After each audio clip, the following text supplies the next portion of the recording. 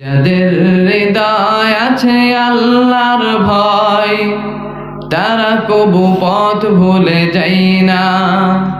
যাদের হৃদয় আছে আল্লাহর ভয়, তারা কবু পথ ভুলে যায় না। আল্লাহর প্রেম সারা এই দুনিয়ায় কারো কাছে কোনো কিছু চাই না। ঠিক কিনা বলেন? সবাই আল্লাহর প্রেম ছাড়া আর দুনিয়ার কারো কাছে কোনো কিছু যাওয়া যাবে না। ওই জন্যই যারা নাকি মসজিদকে আবাদ করবে তাদের মধ্যে 5 নম্বর গুণ থাকতে লাগবে। দুনিয়ার কাউকে ভয় করবে না, ভয় করবেন শুধু কাকে? আল্লাহকে ভয় করেন তো? কিন্তু আল্লাহকে ভয় করি কিন্তু অনেক মানুষ আছে নামাজ পড়ে না, আছে না নাই? হয়তো অনেক মানুষ আছে নামাজের জন্য চেষ্টা করে, নামাজের মধ্যে মজা লাগে না। হয়তো অনেকের বিবি নামাজ পড়ে কিন্তু স্বামীয়ে নামাজ পড়ে না, আছে না নাই? হয়তো অনেকের স্বামীয়ে নামাজ পড়ে কিন্তু বিবিয়ে নামাজ পড়ে না। হয়তো কারোর মা বাবা নামাজ পড়ে কিন্তু সন্তানরা নামাজ পড়ে না, আছে না নাই? হয়তো অনেক মুরব্বীরা আছে হয়তো নামাজের জন্য চেষ্টা করে, নামাজ পড়ব করে ভাবে, কিন্তু আল্লাহ শয়তানে তাদের নামাজের মধ্যে ধোঁকা দিয়ে দেয়, ওই জন্য তারা নামাজ পড়তে পারে না। আছে না এরকম মানুষ? আপনাদের মহল্লায় নাই?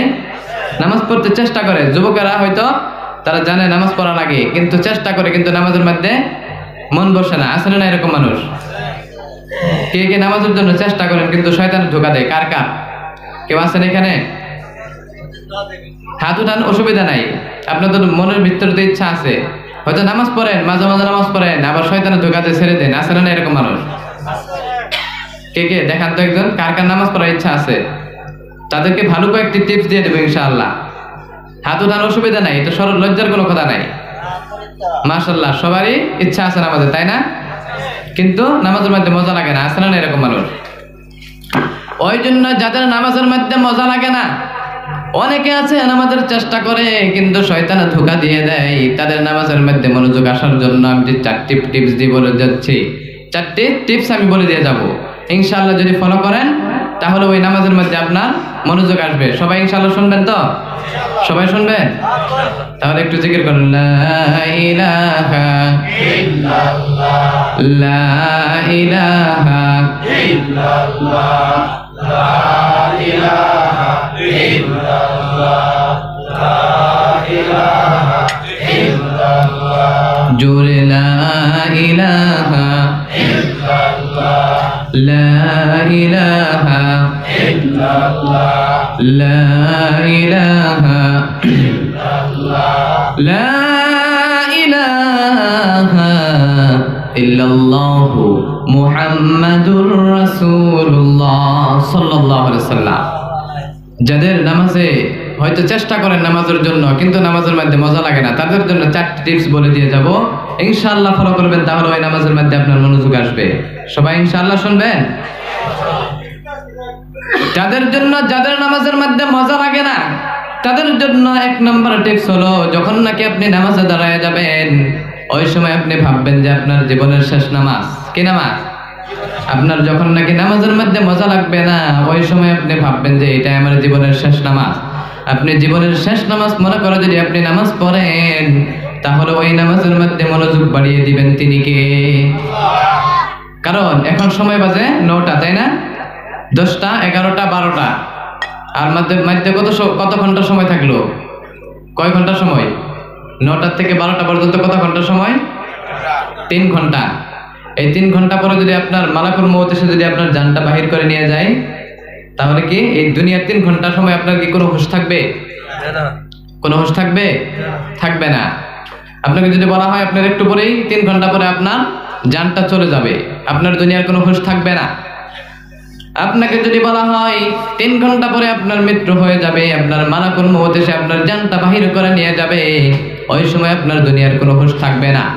আপনি ওই 3 ঘন্টা সময় আপনি ভালো করে ওযু করে যাই নামাজে এমন ভাবে দাঁড়াবেন, আপনার হয়তো ওই জীবনের শেষ 3 ঘন্টা সময় আপনি আল্লাহর কাছে এমন করে তওবা করবেন, এমন করে নামাজে দাঁড়াবেন যদি ওই 3 ঘন্টার মধ্যে আপনার সমস্ত গুনাহ আল্লাহ মাফ করে দেয়, তাই না? নাই তেমন ভাববেন না? দুনিয়ার কোনো হুঁশ আপনার থাকবে না, কারণ ওই 3 ঘন্টা সময়ের মধ্যে আপনার যত ইবাদত করতে পারেন, তাই না? আপনি যদি মনে মনে ভাবেন নামাজের মধ্যে যখন দাঁড়াবেন, আপনি যদি ভাবেন এইটাই আমার জীবনের শেষ নামাজ, এরপরে আমি আর নামাজ পাবো না, এমন করে যদি নামাজ পড়েন তাহলে ওই নামাজের মধ্যে মনোযোগ বাড়িয়ে দিবে আমার আল্লাহ। 2 নাম্বার টিপস হলো, আপনি যখন নাকি নামাজে দাঁড়াবেন, আপনি নামাজের মধ্যে যে সূরাগুলো পড়বেন, যে তাসবিহগুলো পড়বেন, যে দোয়াগুলো পড়বেন, ওইগুলোর অর্থ জেনে নামাজ পড়বেন। অর্থ জানার দরকার আছে না? হয়তো অনেক মানুষ আছে নামাজ পড়ে কিন্তু অর্থ জানে না, ওই জন্য নামাজের মধ্যে মজা লাগে না, ওই জন্য যারা নাকি অর্থ জানেন না, সূরা কেরাত জানেন না, আপনাদের মহল্লায় যে ইমাম সাহেব আছে, ইমাম সাহেবকে বলবেন, ওই ইমাম সাহেব আপনাদেরকে শিখাই দিবে না নাই? প্রতি জুম্মার দিন বলবেন ইমাম সাহেবকে, আজকে সূরা ফাতিহাটা আমাদেরকে শিখাই দেন, দিবে না নাই? এক জুম্মার মধ্যে বলবেন আজকে সূরা ফাতিহা শিখাই দেন। 2 নাম্বার পরের জুম্মায় ধরবেন আজকে সূরা ইখলাসটা শিখাই দেন। দরকার আছে না? হয়তো আপনি নামাজের মধ্যে পড়েন কুল আউযু বিরাব্বিন নাস মালিকিন নাস ইলাহিন নাস মিন শাররিল ওয়াসওয়াসিল খান্নাস আল্লাযী ইউওয়াসওয়িসু ফি সুদুরিন নাস মিনাল জিন্নাতি ওয়ান নাস। সুবহানাল্লাহ পড়ে। আপনি হয়তো নামাজের মধ্যে পড়তেছেন কুল আউযু বিরাব্বিন নাস, অর্থ জানেন না, মালিকিন নাস পড়তেছেন, অর্থ জানেন না, ওই জন্য আপনার নামাজের মধ্যে মজা আসে না, তাই না? নাই, কারণ অর্থই জানেন না, ওই জন্য অর্থ জেনে নামাজ পড়ার চেষ্টা করবেন। 3 নাম্বার পদ্ধতি হলো, আপনি যখন নাকি নামাজে দাঁড়াবেন, ইমাম সাহেবের পিছনে নামাজে দাঁড়াবেন, কারণ একা একা নামাজ পড়লে ওই নামাজের মধ্যে মজা লাগবে না। লাগবে কি?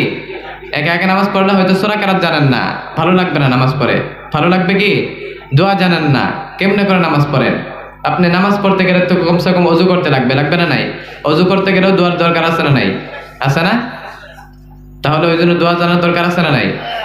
ওই জন্যই 3 নাম্বার পদ্ধতি হলো, আপনি যখন নাকি নামাজে দাঁড়াবেন, ওই সময় যে ইমাম সাহেবের পিছনে দাঁড়াবেন, একা একা নামাজ পড়বেন না। কারণ আপনি যদি কিছু না জানেন, ইমাম সাহেব যখন আল্লাহু আকবার তাকবীর দেবে, আপনি ইমাম সাহেবের সাথে আল্লাহু আকবার, ইমাম সাহেব যখন পড়বে সামি আল্লাহু লিমান হামিদা, আপনিও সামি আল্লাহু লিমান হামিদা, তাই না? ইমাম সাহেবের পিছনে নামাজ পড়লে সমস্ত আপনার যে নামাজের দায়িত্বটা ইমাম সাহেবের পিছনে, ইমাম সাহেবের কাছে চলে যায় না? ওই জন্য সবসময় মসজিদে নামাজ পড়বেন, মসজিদে এসে নামাজ পড়বেন ইমাম সাহেবের পিছনে, তাহলে ওই নামাজের মধ্যে মনোযোগ আল্লাহ বাড়ায় দিবে না নাই? 4 নাম্বার পদ্ধতি হলো, আপনি যখন নামাজ পড়বেন ধীরে স্থিরে নামাজ পড়বেন, নামাজের মধ্যে কোনো তাড়াহুড়ো করবেন না।